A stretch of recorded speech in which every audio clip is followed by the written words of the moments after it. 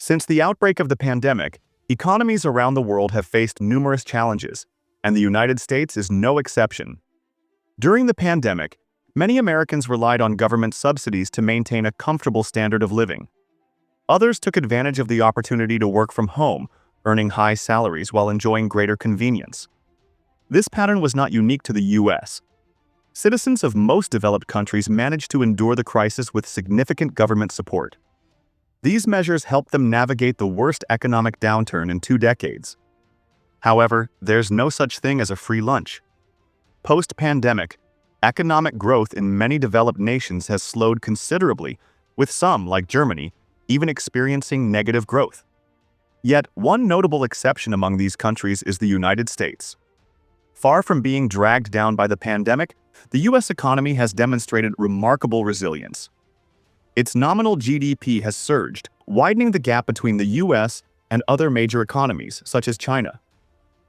Currently, the nominal GDP of the United States stands at a staggering $27 trillion, 1.5 times that of China, and significantly higher than the European Union's GDP. To put this into perspective, back in 2009, the US GDP was only about 75% of the EU's GDP. Even accounting for the impact of Brexit, this dramatic contrast is striking. The reasons for this economic divergence can be traced back to historical factors. As I mentioned in my video on the hegemony of the US dollar, the United States leveraged its robust industrial base after World War II to establish the dollar as the world's reserve currency. At that time, the US led the world in wealth creation, leaving other nations far behind, a legacy that continues to influence its economic dominance today. However, as global economic production began to recover, the United States experienced a relative decline in industrial capacity.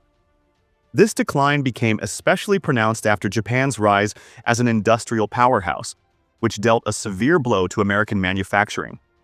In response, the US, along with its Western allies, pressured Japan into signing the Plaza Accord.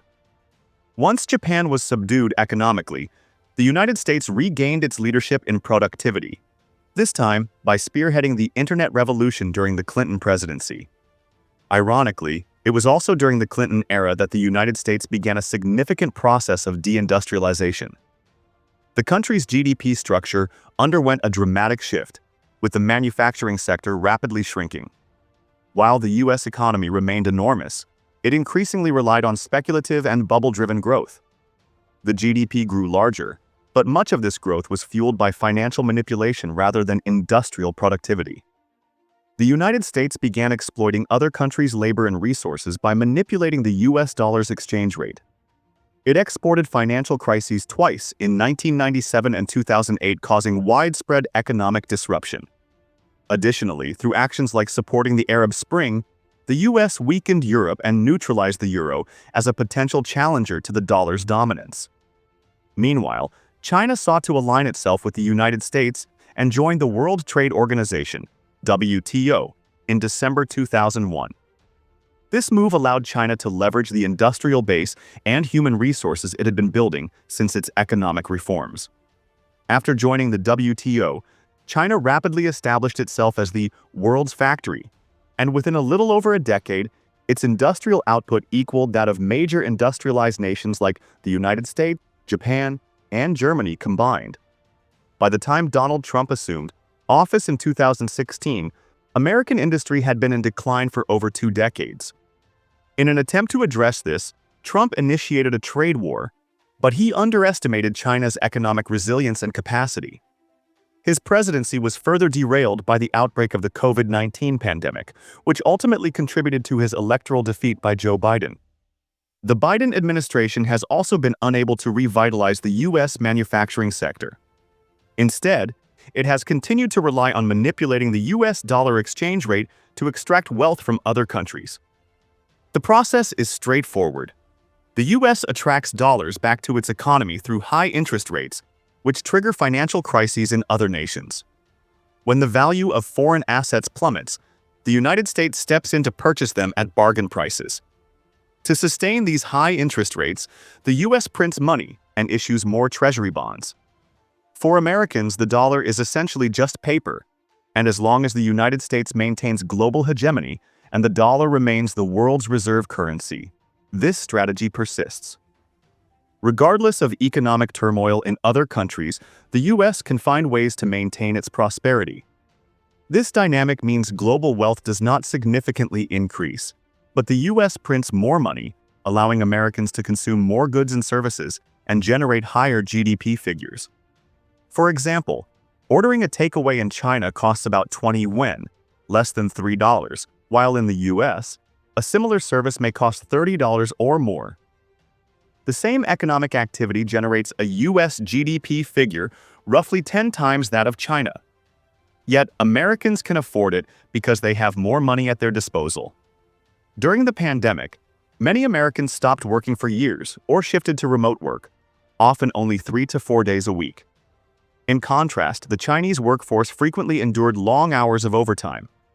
Despite these efforts, China's GDP growth still lagged behind the US. The core difference lies in efficiency.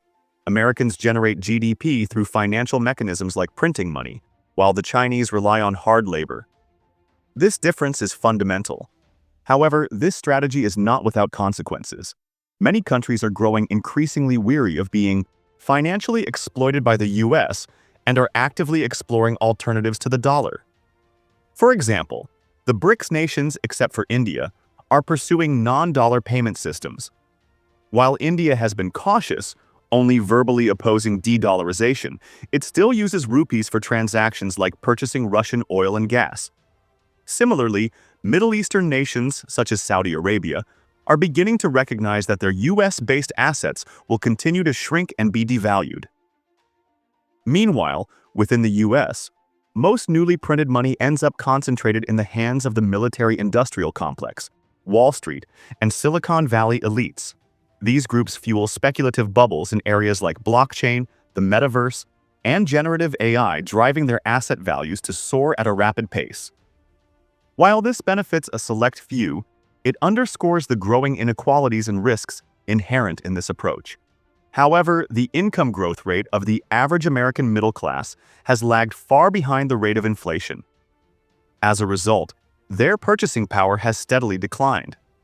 After covering various bills, many find themselves penniless or even in debt. In a high-cost society, Americans can no longer tolerate unemployment or low wages. This drives them to repeatedly vote for politicians who promise job security but ultimately fail to deliver, deceiving them time and again. In addition, many Americans resist changes in productivity through anti-progressive actions. For instance, dock workers in the US oppose the automation of port facilities to preserve their jobs. This resistance hinders logistical reforms, reduces efficiency, and weakens the competitiveness of the United States. Similarly, to appeal to voters, politicians like Trump have dismissed global warming as a hoax, resisted the adoption of clean energy and electric vehicles, and propped up the declining American auto industry. Yet, the reality is that American cars are increasingly uncompetitive in global markets and struggle to find buyers abroad. The current US GDP is heavily inflated and unsustainable. If the dollar were to lose its status as the world's reserve currency, most American families would face financial ruin. Even if the US manages to maintain the dollar's dominance, it cannot escape the consequences of rampant money printing, which fuels inflation, raises prices, and erodes human capital. This vicious cycle also diminishes the country's manufacturing competitiveness, forcing the government to rely even more on printing money and issuing bonds. Consequently, GDP figures have become a misleading metric. Countries that appear prosperous due to artificially high exchange rates, such as the United States, the European Union, and South Korea, risk being exposed as their economic foundations weaken.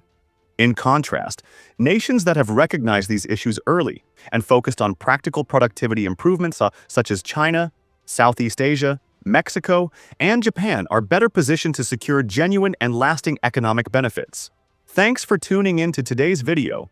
If you found this breakdown helpful, don't forget to like, subscribe, and hit that notification bell so you never miss an update. What are your thoughts on the topic?